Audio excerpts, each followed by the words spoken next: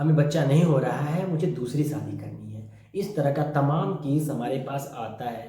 ये 2 प्रकार के केस होते हैं। एक तो खुद पत्नी आगे आती है अपने पति की शादी कराने के लिए, और कभी-कभी पति खुद आता है अपने लिए दूसरी शादी खोजने के लिए। ये दोनों का अलग-अलग कंडीशन है, और किसकी शादी करा पाता हूँ, किसकी शादी नहीं करा पाता हूँ, खुल के बताऊँगा, ओपन बताऊँगा इस वीडियो में। चैनल पे नए हैं तो चैनल को सब्सक्राइब कर लीजिएगा, फेसबुक पेज को फॉलो कर लीजिएगा। वीडियो पसंद आएगी तो लाइक भी कर दीजिएगा। तो दोस्तों आइए इस वीडियो को शुरू करते हैं। देखिए होता क्या है कि बहुत से पत्नी अपने पति की शादी कराने के लिए आगे आती हैं, बिल्कुल सही है। सोचने में अटपटा लगता है पर ये हकीकत है। कभी कभी मैंने देखा है गवर्नमेंट जॉब में करने वाले भी औरतें अपने पति को दूसरे शादी के लिए आगे ले आती हैं, क्योंकि शादी करवा लीजिए, मैं बहन की तरह रहूँगी, कोई एक हमें बच्चा हो जाए, औलाद हो जाए।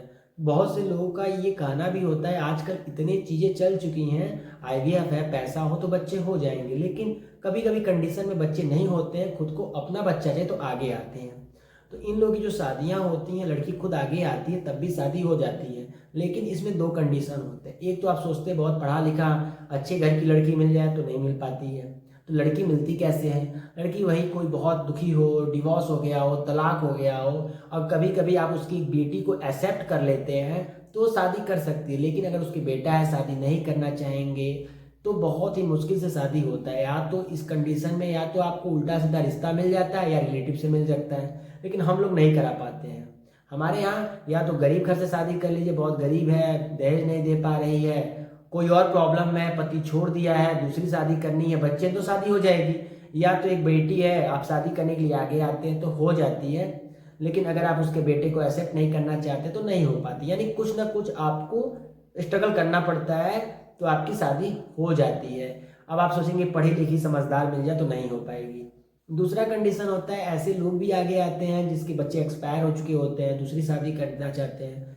देखिए मैं उन लोगों से कहूँगा कि आप आते हैं तो मैं शादी खोजने की पूरी प्रयास करता हूँ, पर गारंटी होता है 50-50 का। यानी 100% अगर आप इसलिए आ रहे हैं कि हम आपकी शादी करा देंगे, बिल्कुल नहीं। हमारी फीस हो गई 1000 रुपये, मैं तो ले लूँगा, मैं फीस ले लेता हूँ। तो आप ये हमेशा जान के फीस जमा करिए हमारे यहाँ कि इस केस में 50% चांस होता है शादी करने का।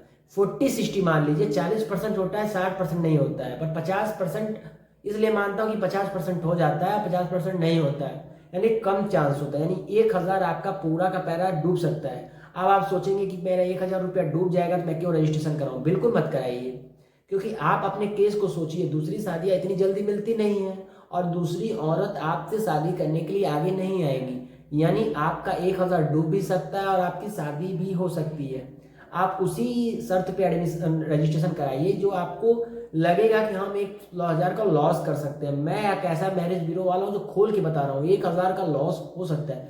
भाई आप बोलेंगे शादी नहीं, कोई पैसे वापस कर दीजिएगा, बिल्कुल नहीं वापस करूंगा, क्योंकि हमारे मैरिज ब्यूरो का खर्चा है। हम आपके लिए काम करेंगे, 10 लड़कियों से बात करेंगे, मेहनत करेंगे, गारंटी किस चीज़ की दे दें? बिल्कुल नहीं। यानी 50% चांस है।